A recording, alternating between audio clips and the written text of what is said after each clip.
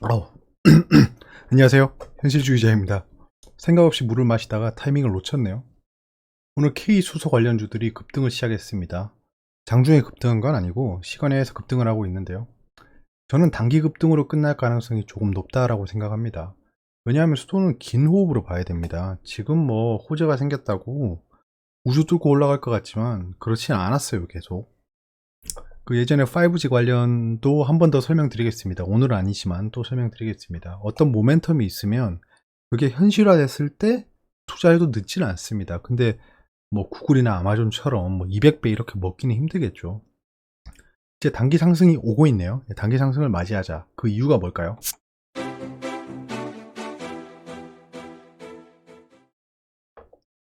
자, 외신입니다. 오일이 재개하고 있답니다. 뭘? 랠리를. 그렇군요. 무엇 때문일까요? 이게 지금 미국에 전략적으로 보유하고 있는 석유가 있습니다. 그거를 뭐 쓰지 않겠다라고 얘기했다네요. 그러면 공급이 확보되는 거잖아요. 공급이 상승하지 않는다는 게 확보가 된 거잖아요. 그런 얘기를 하고 있습니다. 스탁이 오르고 있다. 왜? 스태그플레이션 공포 때문에 오르고 있다라고 하는데요. 제목이 뭐 있다고죠. 예. 에너지 프라이스가 is 약간 완화되고 있다라는 겁니다. 약간 제목이 이상한데요. 무슨 얘기지 이게? 제가 붙여놓고 일단 보면서 그 기사를 붙여놓고 여러분들하고 같이 보는 거거든요. 죄송합니다. 자, 스태그플레이션 피어가 사라지고 있다고 하네요. 예.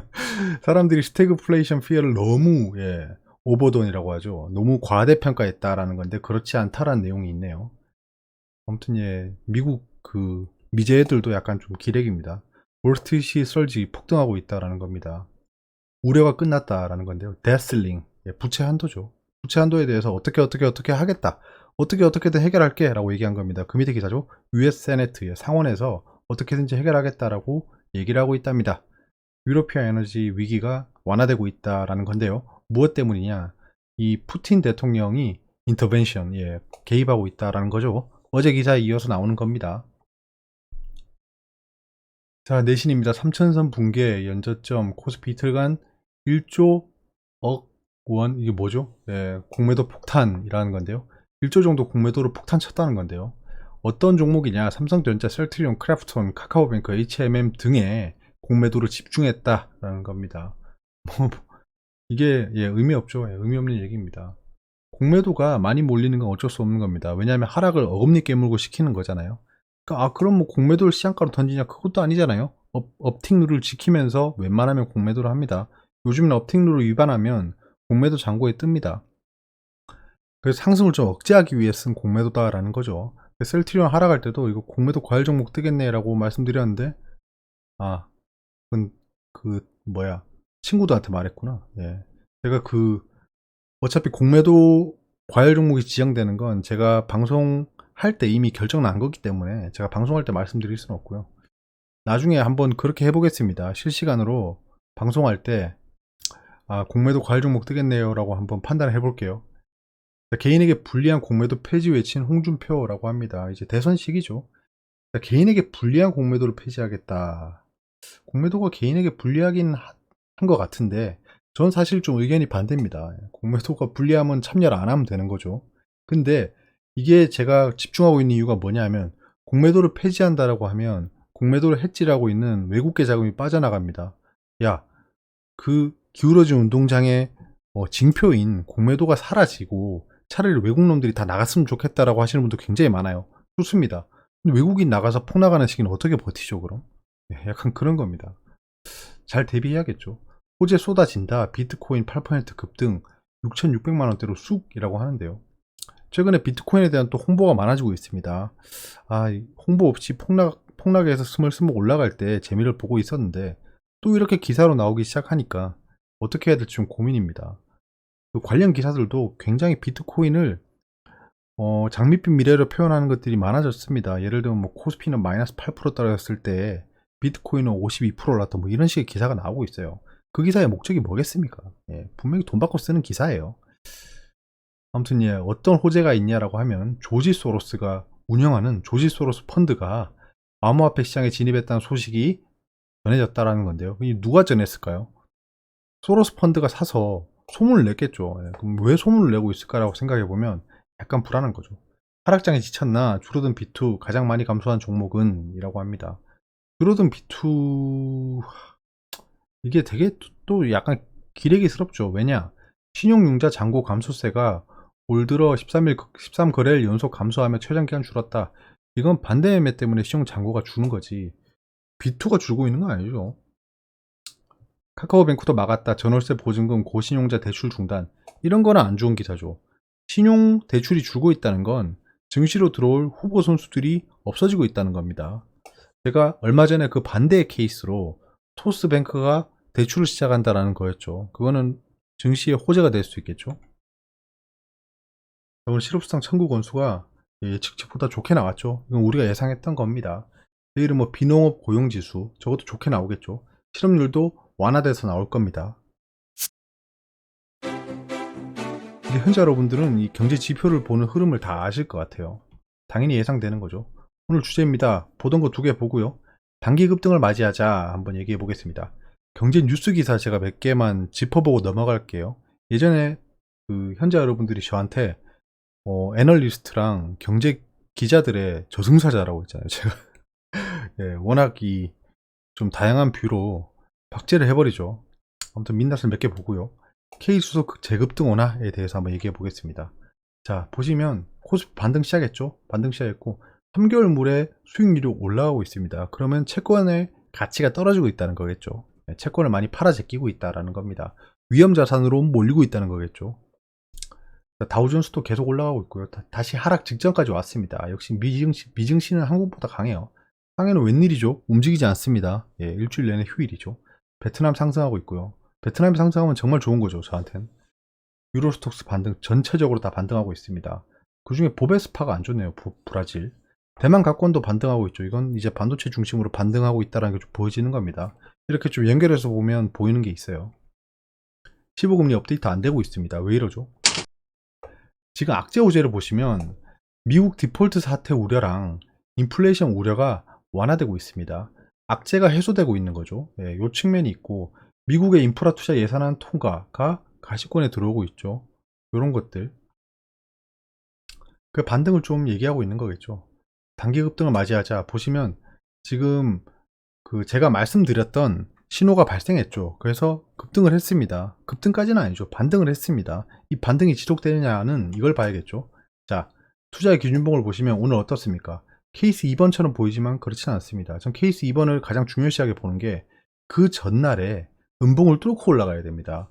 요게 약간의 차이인데 엄청나게 큰 의미를 부여할 수 있거든요. 그래서 케이스 1, 2번도 아니다. 아직 그냥 아니다. 제가 생각했던 케이스는 아니다. 근데 상승은 어느 정도 예상을 했다는 겁니다. 그 이유는 여러분들 제가 어제 레버리지를 투자한 걸 보시면 아시겠죠. 열심히 밤새도록 물 떠놓고 빈 결과 상승을 했습니다. 미증시가 반전해서 상승으로 끝나버렸죠. 자, 지금 기술적 분석을 좀 보겠습니다. 이게 지금 그 코스피의 일봉입니다. 보시면 오늘 양봉이 발생했죠. 양봉이 발생했으면 거래량은 좀 만족스럽지 않죠. 거래량이 좀 많이 올라왔어야 되는데 이 정도면 그냥 기술적 반등 수준입니다. 내일 캔들이 중요하겠죠. 근데 지금 이제 미증시가 좋으니까 내일도 갭 상승할 겁니다. 그 갭 상승이 어디 형성되는지 봐야 돼요. 5일선 위에서 시작하느냐, 이전날 음봉을 이겨내고 갭 상승을 시작하느냐, 이런 것들이 굉장히 큰 포인트가 될 거예요. 저는 단기적으로 지수에 투자하고 있기 때문에 이런 움직임들이 굉장히 중요합니다. 자, 그러면 오늘 증시에서 어떤 포인트가 있을까? 첫 번째, 상승 잉태형 캔들이 출현했습니다. 여기 지금 상승 잉태형 캔들은 그 전날 음봉 안에 형성되어 있는 그 약간 팽이형 캔들입니다.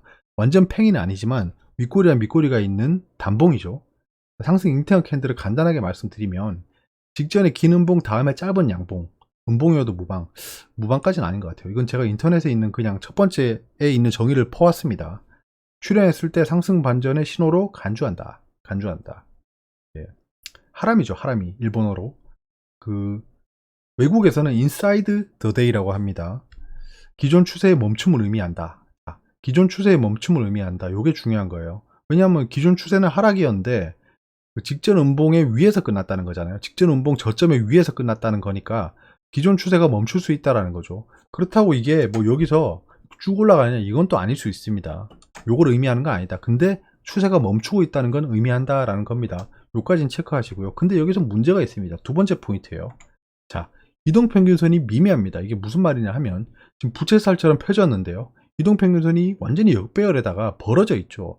역배열인 상태에다가 정렬까지 안 돼 있습니다. 이게 정렬이 돼야 돼요.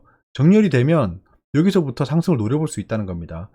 이 이동평균선이 역배열 상태라는 거는 물린 사람이 아직 많다는 거예요. 이게 평균 가격이잖아요, 사람들의. 그러니까 대충 이 가격이 많다는 겁니다. 5일선이 여기 있다는 건 5일 동안 그 거래를 하는 사람들의 평균 가격이 지금 현재 가격보다 높은 거죠. 그 말은 뭐죠? 물려 있다는 거잖아요. 자, 그 위에 21선, 21선이 11선이죠. 11선이 그 훨씬 더 위에 있죠. 평균 가격이. 10일 동안 트레이딩한 사람들의 평균 가격보다 훨씬 낮은 겁니다. 오늘 상승을 했지만 사람들의 10일 동안 거래한 평균 가격보다는 훨씬 아래다. 그러니까 사람들이 굉장히 많이 물려 있다. 21선 말할 거 없고요. 61선도 말할 거 없겠죠. 그러니까 물린 사람들이 많은 상태라 이 이동평균선을 치고 올라가려면 굉장히 힘들 겁니다. 그래서 제가 계속 거래량을 말씀드리는 거예요. 거래량이 많이 발생해서 이 이동평균선을 팍팍팍 깨면서 올라가야 돼요. 두 가지 포인트가 있습니다. 현재 단기 상승은 있겠지만 이게 쭉쭉쭉쭉 상승하는 걸 담보할 수는 없다라는 겁니다.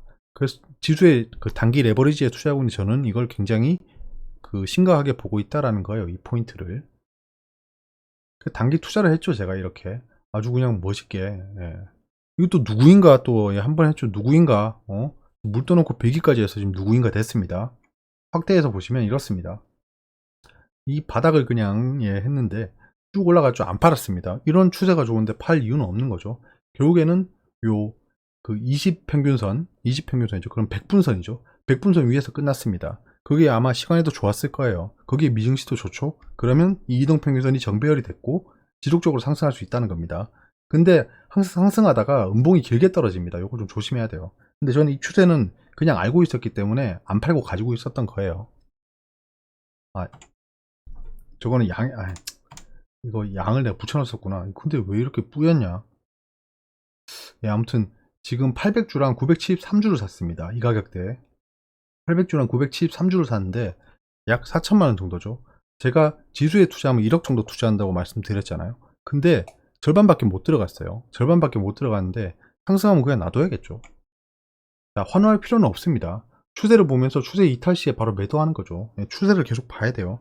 지금은 그냥 그래 팔자 이게 아니고 지수의 흐름을 봐야 된다는 겁니다. 기술적으로. 자, 경제 뉴스 기사들에 대해서 현실을 한번 얘기해 보겠습니다. 이제는 현금화 공포에 질린 개미들 주가 상승에도 일종을 던졌다라는 기사인데요. 자, 여기서 미국의 부채 한도 역삼도 쉽지 않다는 이야기가 나오면서 투심이 약해졌다. 자, 투심이 약해졌대요. 증권업계 관계자는 연말이 되면 대주주 양도세 회피 수요가 나오고 개인들도 더 이상 저가 매수를 할 자금이 부족해. 개인 수급도 밀리는 것으로 보인다라고 하는데요. 이 개인 수급입니다. 이 최근에 하락을 시작했을 때부터 시작해서 개인이 17.7조를 순매수했어요. 그러면 그와 동일한 기간에 상승장에서 보면 21.5조를 순매수했어요. 그러니까 그렇게 큰 차이가 나지 않습니다. 그렇게 큰 차이가 나지 않아요.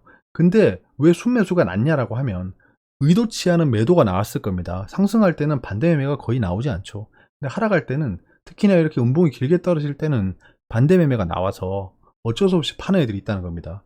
그러면 매수하는 양은 일정하다 치면 그 반대 매매가 나오면 매도량이 올라가잖아요. 그러니까 이 21.5조랑 17.7조 이 구간은 개인의 매수는 똑같았다는 겁니다. 근데 약 3조 정도의 반대 매매가 발생했다는 거겠죠.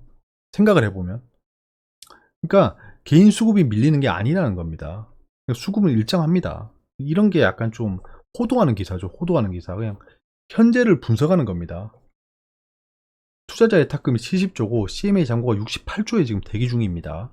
증시 주변 자금이 140조 이상이죠. 거기다 파생상품 금액까지 생각하면 140조보다 훨씬 높습니다. 지금 현재 증시의 주변 자금이. 증시에 아직 투입되지 않은 예비군이 엄청나게 많다는 거예요. 근데 개인 수급이 약해졌고 투심이 약해졌다 이런 얘기는 좀 아닌 거죠. 결국엔. 자, 그리고 코스피 2963까지 회복했다. 외국인 매도세도 주춤했다라는 건데요. 자, 전거래일 연중 저점을 위협받는 수준까지 급락했던 국내 증시는 미국의 부채 한도 불확실성 완화, 인플레이션 급등 부담 완화 등 대외 호재성 재료에 힘입어 반등 출발. 이 말이 이상하다는 겁니다. 저는 이런 거에 민감하거든요. 왜냐하면 어떤 게 잘못됐을까요? 자, 미국의 부채 한도 불확실성 완화, 인플레이션 급등 부담 완화라고 하면 악재가 약간 완화된 거잖아요. 그러면 호재성 재료가 아닌 거죠. 예. 그러니까 약간 이런 게 너무 분위기를 형성한다는 겁니다. 이게 알고 썼는지 모르겠어요. 이게 악재가 완화된 건지 어떻게 호재입니까 이게? 자, 그리고 K수소에 대해서 말씀드려 보겠습니다. 2030 K수소 비전 나왔다. 이거 띄어쓰기 안 했다. 글로벌 수소기업 30개, 일자리 5만 개, 요런 기사가 뜨면서 시간에 상한가가 속출했어요. 자, 보시면 제가 보고 있는 두 가지 수소 종목입니다. EM코리아, JNK 히터인데요. 보시면 JNK 히터가 훨씬 흐름이 좋죠. 얘는 확실히 수소 관련주입니다. 수소 포럼에도 참석하고 그래요. EM코리아는 수소 충전소 관련주죠. 자, 한동안 남들 다 상승할 때 상승 못했습니다. JNK 히터도 상승하다가 하락 추세를 겪고 있었죠. 이 상태에서 시간에 상한가가 나왔다? 그럼 갭 상승 이후에 음봉을 그릴 확률이 굉장히 높다는 거죠. 단 수소 경제는 앞으로 확실히 좋습니다. 한동안 물린 매물이 탈출할 거예요. 근데 급등 후에 급락이 나올 확률이 높겠죠. 수소 관련주 전도사였죠, 제가. 수소는 미래다. 수소는 확실히 가지고 있어야 된다. 이 전기차와 수소는 공존한다. 뭐 석유 넣는다고 LPG 안 넣고 이런 거 아니잖아요. 그러니까 전기차와 수소는 공존할 겁니다. 어차피 전기차에서 밀린 애들은 수소로 올인할 거고, 그럼 수소도 수요가 생길 거고 그런 거예요. 거기다가 수소가 수소차에만 들어가는 게 아닙니다. 그 수소 경제라고 하죠. 자꾸 너는 그렇게 얘기하는데 대체 수소에 왜 투자를 하지 않고 뭐 하고 있느냐라고 하는 댓글도 있었어요. 근데 저는 형 뭐 하고 있어? 어?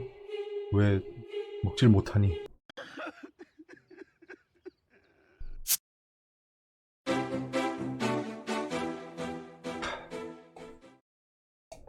저놈의 종목 때문에 제 수소가 지금 없죠.